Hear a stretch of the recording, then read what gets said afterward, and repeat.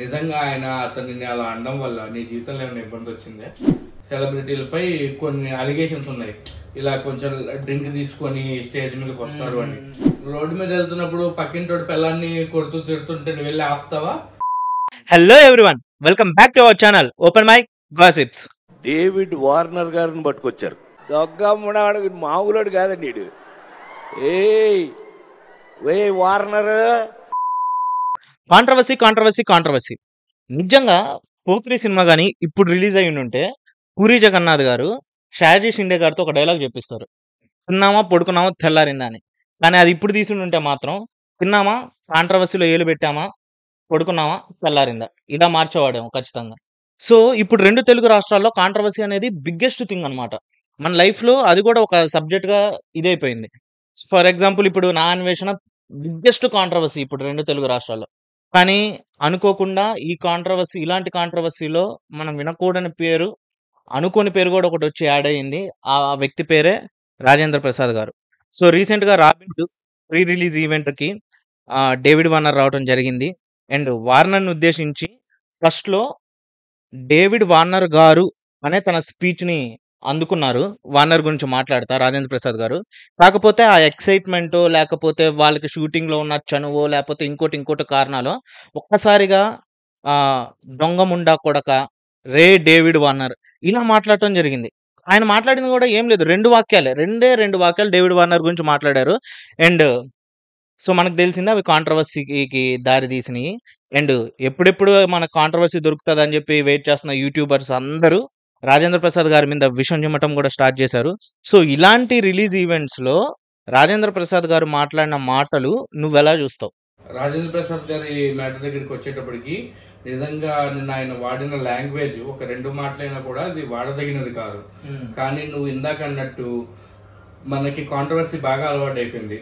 ఎప్పుడు ఎవరు దొరుకుతారా, ఎవరిని లైక్ దాన్ని అనాలిసిస్ చేసి పోస్ట్ మార్టం చేసి ఆయన ఎందుకు అలా మాట్లాడాడు అనేది వదిలేసి అతను అలా మాట్లాడాడు ఇలా మాట్లాడాడు అసభ్యం అంటే నిజంగా అసభ్యకరమే.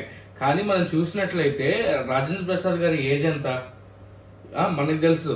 మన ఇండస్ట్రీలో చాలా మంది సెలబ్రిటీలపై కొన్ని అలిగేషన్స్ ఉన్నాయి, ఇలా కొంచెం డ్రింక్ తీసుకొని స్టేజ్ మీదకి వస్తారు అని. దాన్ని సమర్థించరు ఎవరు. డెఫినెట్ గా అక్కడికి వచ్చినప్పుడు వాడి నోట్లో నుంచి 4-5 మాటలు తడబడి రావడం అలాంటివి జరుగుతూ ఉంటాయి. స్టేజ్ ముందు ఆడియన్స్ ఎక్సైట్మెంట్. వార్నర్ లాంటి సూపర్ స్టార్, బహుశా అసలు వార్నర్ అంత పెద్ద సూపర్ స్టార్ రాజేంద్ర ప్రసాద్ గారికి కూడా తెలియకపోవచ్చు. నా ఇది ప్రకారం ఆయన పెద్ద క్రికెట్ కూడా చూడకపోవచ్చు, బట్ చెప్పుంటారు ఇలా డేవిడ్ వార్నర్ ఇతని వల్ల మన సినిమాకి మంచి హైప్ వస్తుంది ఇదంతా. సో ఆయన రెండు మాటలు అన్నారు. కానీ ఏంటంటే రాజేంద్ర ప్రసాద్ గారు ఎప్పటి వ్యక్తి, ఆ కాలంలో రే అన్నం అదొక చనువు, దొంగ ముండా కొడక, ఈ పదాలు ఏవైతే ఉన్నాయో వాటిని అవి నిజంగా ఒక పబ్లిక్ ప్లాట్ఫామ్ లో మాట్లాడకూడని పదాలే అయినప్పటికీ దాన్ని మనం డ్రాగ్ చేసి ఒక కాంట్రవర్సీ చేసి ఇప్పుడు ఒక నిజంగానే ఒక పద్మశ్రీ ఇవ్వాల్సినటువంటి నటుడు, స్టాండర్డ్స్ ఉన్న వ్యక్తి నువ్వు అన్నట్టు డెఫినెట్ గా సరే. అతని మీద ఆన్సెట్లు అలిగేషన్స్ ఉన్నాయా ఇవి ఉన్నాయని పక్కన పెడితే నిజంగా ఆయన అతనిని అలా అనడం వల్ల నీ జీవితంలో ఏమైనా ఇబ్బంది వచ్చిందే? ఈ దేశంలో ఎన్నో విషయాలు జరుగుతున్నాయి. అతను ఫర్ సపోజ్ డ్రింక్ తీసుకొని వచ్చాడని అనుకుందాము, లేదా వార్నర్తో చనువు ఉందని అనుకున్నాము, లేదా వార్నర్తో అది ఇది అని చెప్పేసి అనుకున్నాము. మనకి ఎలా అయిపోద్ది అంటే ఇంగ్లీష్ లో ఫక్ అంటే wow, it's a posh language. తెలుగులోకి వచ్చేటప్పటికి ఇలా మాట్లాడితే, అది కూడా ఒక సెలబ్రిటీ మాట్లాడితే, నువ్వు రోడ్డు మీద వెళ్తున్నప్పుడు పక్కింటోడి పిల్లాన్ని కొడుతూ తిడుతుంటే నువ్వు వెళ్ళి ఆపుతావా? మనకు అంత ధైర్యం ఉందా? లేదు. సెలబ్రిటీ అన్నాడు, మనం మాట్లాడేసాం. అతను చేసింది మళ్ళీ నేను చెప్తున్నా ముమ్మాటికి తప్పే. కానీ నువ్వు దాన్ని డ్రాగ్ చేసి చేయడం, ఎందుకంటే రేపో ఎల్లుండో రాజేంద్ర ప్రసాద్ గారు ఇట్లా ముందరికి వచ్చేసి ఇది పొరపాటు జారిన మాటలని చెప్పవచ్చు. అర్థమవుతుందా? ఆ తర్వాత ఏమైంది, నువ్వు స్పెండ్ చేసిన టైం ఇదంతా ఏమైంది, ఏమైనా ఉపయోగం? ఓకే, ఖచ్చితంగా అతను ఎంత పెద్ద నటుడైనా, ఎంత స్టార్డమ్ ఉన్నా, లేకపోతే ఎంతటి ఘన ప్రతిష్ట ఉన్నా కూడా ఒకరిని ఇంకొకరిని దూషించడం తప్పు. బట్ అతను స్నేహపూర్వకంగా అన్నాడా, కోపంతో అన్నాడా, అతని వయసు ఏంటి, అతని స్థితి ఏంటి?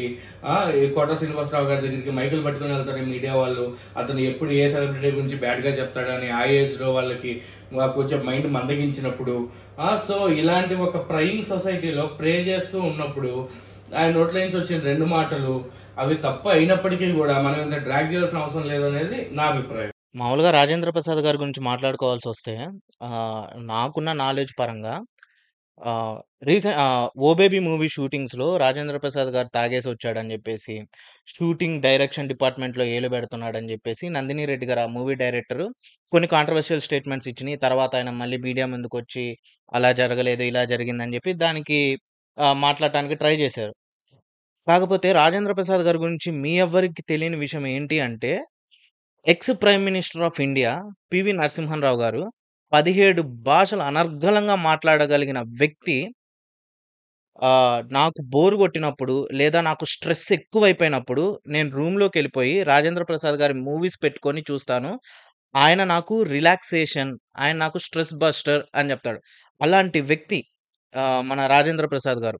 సో, అలాంటి వ్యక్తిని ఒక మాట మాట్లాడేటప్పుడు చాలా జాగ్రత్తగా ఆలోచించి, ఇందాక నువ్వు చెప్పినట్లు ఆయన పద్మశ్రీ స్టాండర్డ్స్ ఉన్న వ్యక్తి.